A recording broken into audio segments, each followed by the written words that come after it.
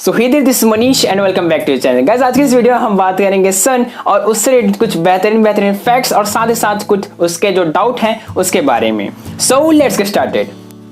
Number 1 guys, sun से लेकर एक बहुत बड़ा डाउट आता है कि जब ऑक्सीजन स्पेस में प्रेजेंट ही नहीं है तो फिर सन कैसे जलता है।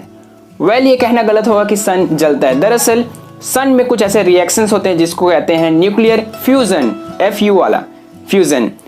तो जो न्यूक्लियर फ्यूजन रिएक्शन है उसमें ऑक्सीजन की जरूरत नहीं होती। तो जब हाइड्रोजन के 4 न्यूक्लियाई जब एक साथ कंबाइन होते हैं तब जाकर हीलियम का एक एटम प्रोड्यूस होता है। और इस एनर्जी मतलब ये जब रिएक्शन होता है तब इतना ज़्यादा एनर्जी निकलता है, एनर्जी के साथ साथ लाइट, जो कि ऐसा लगता है कि वो जल रहा है, बट एक्चुअल में पेपर का जलना और जो सन का जो लाइट और एनर्जी प्रोड्यूस होता है उसमें जमीन आसमान का फर्क है। नंबर 2 गाइस, हम सबको पता है कि जो सन से जो लाइट आती है यानी सन रेज जो आती हैं अर्थ पर उसको लगते हैं 8 मिनट 20 सेकेंड। तो एक्चुअली बात यह है कि जो लाइट मतलब आती है सन से अर्थ तक, तो उस लाइट को सन के कोर यानी सन के जो सेंट्रल कोर होता है उससे उसके सरफेस पे आने में 8 मिनट नहीं लगते, उसको लगते हैं 10,000 साल से लेकर 1,70,000 साल तक का समय लगता है जो सन रेस है उसको कोर से सन के सरफेस तक आने में, और हमको तो मिलता है सन से डायरेक्ट 8 मिनट 20 सेकेंड्स में। नंबर 3 गाइस, अगर हमको एक अंदाजा लगाना पड़े कि सन में हर सेकेंड या ये कहें कि हर टाइम कितनी एनर्जी प्रोड्यूस होती है, तो इसको मतलब अच्छे समझाने के साइंटिस्ट ने एक एग्जांपल दिया कि जब हम 100 बिलियन टन्स डायनामाइट को जब डिस्ट्रॉय करें यानी ब्लास्ट करें तब हम उस जो सन से एनर्जी निकल रही है उस एनर्जी को मैच कर पाएंगे। जब हर सेकेंड 100 बिलियन टन्स डायनामाइट अगर डिस्ट्रॉय करें तो आप सोच सकते कि सन में इतनी एनर्जी है।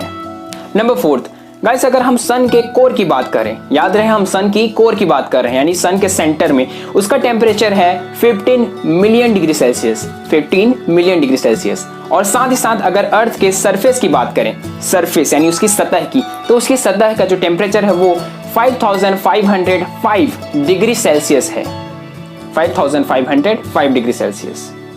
तो सोच सकते हैं कि इतना गर्म है हमारे जो सन है सोलर सिस्टम का वो। नंबर 5 गाइस, सन की डेंसिटी इतनी ज़्यादा है, इस बात का अंदाजा आप इस बात से लगा सकते हैं कि अगर आपका वेट 50 किलोग्राम है, मान के चलते हैं 50 केजीज है, तो जब आप सन पर जाएंगे, खैर जा तो सकते नहीं, बट अगर पॉसिबल हो पाया कि फ्यूचर में जैसे कुछ सूट वगैरह बना डाले और फिर जिससे मतलब सन के टेम्परेचर से हमको कोई फर्क ना पड़े, तो अगर उस कंडीशन में अगर हम सन पर जा पाएँ तो अगर आपका वेट 50 किलोग्राम से मान के चलते हैं, तो अगर आपका वेट 50 केजीज है तो आपका वेट सन पर 1400 किलोग्राम्स हो जाएगा। यानी कि अर्थ की तुलना में अगर आपका वेट जितना भी रहे मल्टीप्लाई कर दीजिए 28 टाइम्स, उतना वेट आपका सन पर होगा। इसका रीजन सिंपल से ही है कि अर्थ की ग्रेविटी है वो 9.807 मीटर सेकेंड स्क्वायर है और वहीं सन की जो ग्रेविटी है वो 274 मीटर पर सेकेंड स्क्वायर है। बोनस नंबर 1 गाइस, जो सन है वो पूरे सोलर सिस्टम का 99.85% तक का वजन उसका खुद का है, सन का 99.85%, सोच कर देखिए। और साथ ही साथ हमारे जो सन है उसकी एज 4.603 बिलियन ईयर्स है, जबकि जो हमारा अर्थ है उसका जो एज है वो 4.54 बिलियन ईयर्स है, यानी जो सन है वो ज़्यादा बड़ा नहीं है हमारे अर्थ से। बोनस नंबर 2 गाइस, हम सबके मन में अक्सर एक सवाल आता है कि क्या जो सन एक हमारे स्टार है वो क्या उसका मतलब लिमिटेड टाइम तक ही वो रहेगा। तो जी हाँ, अब सन के मात्र 4 to 5 बिलियन ईयर्स तक ही उसका जो अब टाइम है वो बचा हुआ है। ऐसा इसलिए क्योंकि उसके अंदर जो हाइड्रोजन है जिसको उसको मतलब प्राइमरी उसका फ्यूल है, तो दरअसल हाइड्रोजन जब खत्म हो जाएगा यानी हाइड्रोजन जब रिएक्शन करते हैं तब जाकर हीलियम पैदा होता है।